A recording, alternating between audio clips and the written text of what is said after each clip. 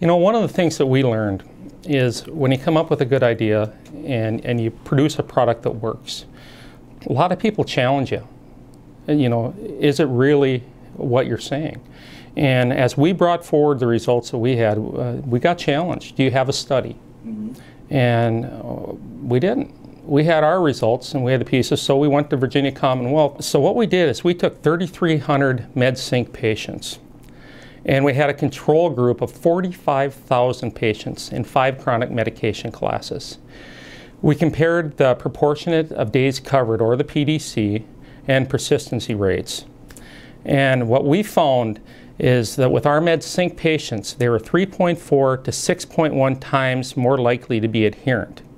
Now that's huge when you take a look at it in the big picture. 3.4 to 6.1 times more likely to be adherent when you're on a MedSync program. We took a look at that. The control group in regards to that was 52% to 73% of greater likelihood to not be adherent.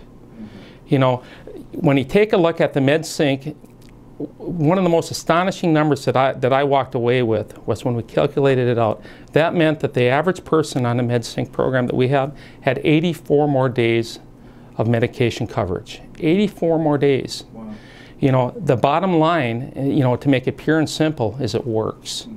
And now that we've got data to prove it, and that we're getting a lot of notoriety for it. And you know, the bottom line isn't the notoriety for it. And why are we doing this? We want to share this data. We want to share how we do this.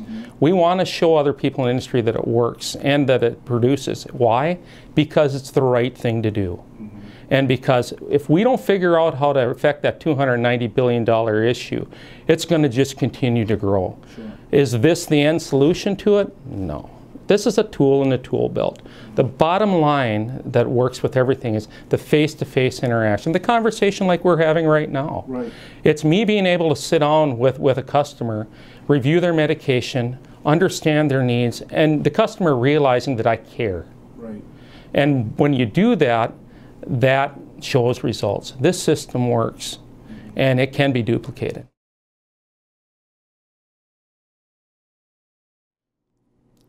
We are touching that patient 3 times a month, and we're talking to them every time they come in. We are providing MTM services, we're providing CMRs, we're making sure that they feel like they have a support team from pharmacy. They know us, they see us face to face. The MTM services that they work with are on a sit-down relationship, where we can review their problems, we can review the issues. We even have telepharmacy CMRs and MTMs, that when there's one person, it's just one person on the bench working. So where I go from there is you can't substitute for face-to-face interaction. And especially when you get out into 90 days. If we're supplying this on a 30-day, you know, arena, we're talking to you 3 times in 30 days. And we're going to know if you're compliant, if you're not compliant, and we're going to be communicating that to your doctor, and we're going to be working on that with you. If I'm in a situation where all I do is follow up with 90 days, that's a big time frame to cover, where things could go wrong. You know, is it a good tool in the tool belt? You bet it is. But in my opinion, is there a better way to do it? Yeah. I believe that what we're doing right now, just from the aspect of touch points, you know, covers it more. There's more to compliance than just mailing something out to them. You can't count that as compliance, in my opinion. My opinion is, did you take the medications, and can I prove you took the medications? Telepharmacy is huge, and I think that the concept of telepharmacy has so many potential avenues. Let's talk about it a little bit. I'm going to go back to where I grew up, North Dakota. Very rural state. We have situations where there was a pharmacy, it was one of the most thriving businesses in town, and when they lose that entity, the town struggles. And where does a person go to get the healthcare needs? Many times it's driving 60, 70 miles. What we've done in that instance is we have a pharmacist in our closed store, a registered pharmacist, and we have a technician in the store in that rural area. Through the video link that we have, we okay the prescriptions, we monitor the patient, we have consultations with the patient, and we move forward that way to make sure that we can continue to provide that service. We're not looking for a situation where we're trying to run people out of business because you've got a traditional pharmacy and I want to put a telepharmacy in next to it. We're looking to provide service that can help keep that community alive. Now let's take that to the next level. Let's start talking about MTM a little bit and some of the other pieces.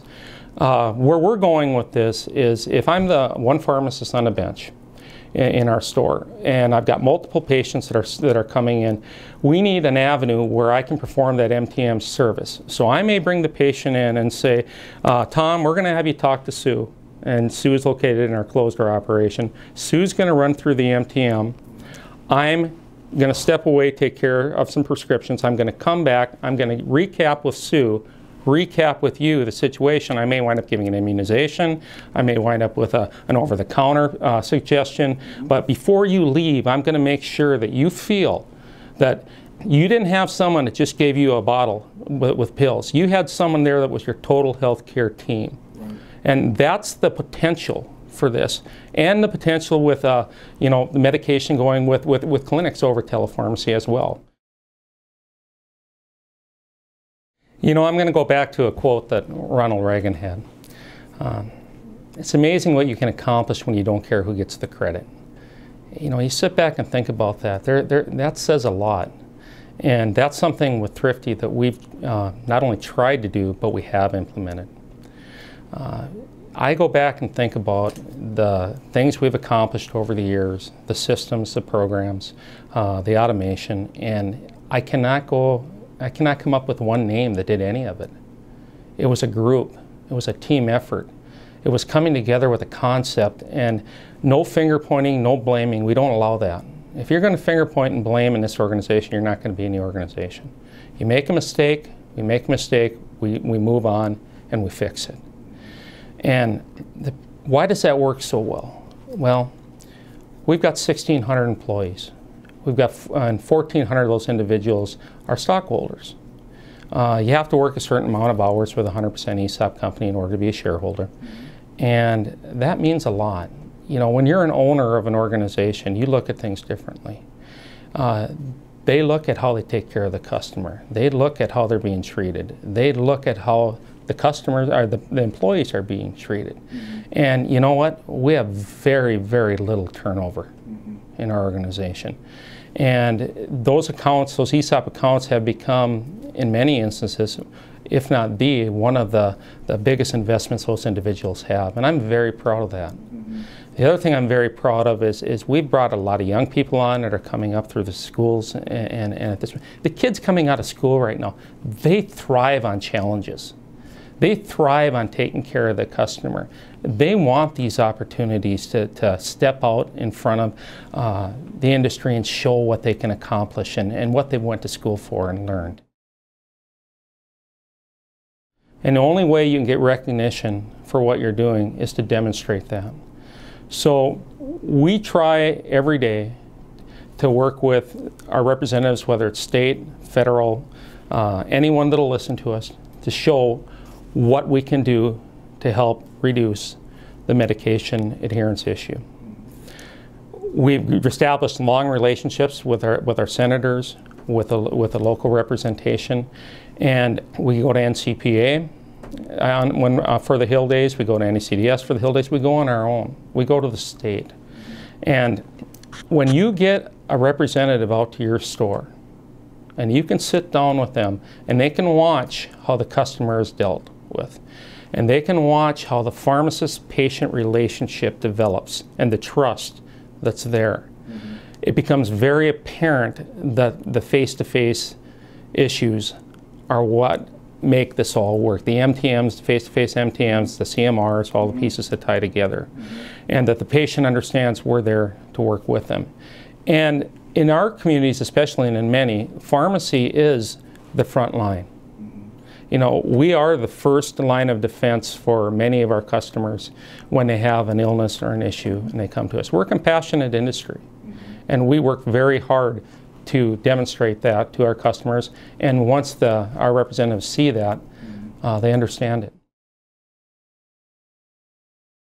To the supplier industry, I'd say enhance it and embrace it. You've got a huge opportunity. 30 to 40 million more people coming. 10,000 people a day turning 65. With our medication synchronization, we have 24,000 people in that program right now. When we take a look at our prescription counts last year, they were up 3%. The first 2 periods this year were up 5%. What's happening is people are becoming compliant, and they're getting more days coverage. Now, what does that mean? That means the patient's healthier. That means the doctor understands the data and they're being able to work with it. That means the manufacturer is selling more product. That means we're taking care of the patient better and we're reducing the overall cost. Let's take this to the next level. Our industry is being challenged. There's no doubt about it. We're being challenged out here on how we're going to deal with this Affordable Care Act. Be up for the challenge. Work with the industry. Let's be partners on this and let's make sure we move forward. The piece I want to go back to one more time is, C. Everett Koop, there's a saying that I really like, medication doesn't work in patients who don't take them. I take it to the next step. We can't help patients we can't see. We need access to the patients. We need to be able to do what we do, provide what we provide, and demonstrate the results that we can demonstrate. So let's all work together and let's take this step and let's take on this challenge and accomplish our goals.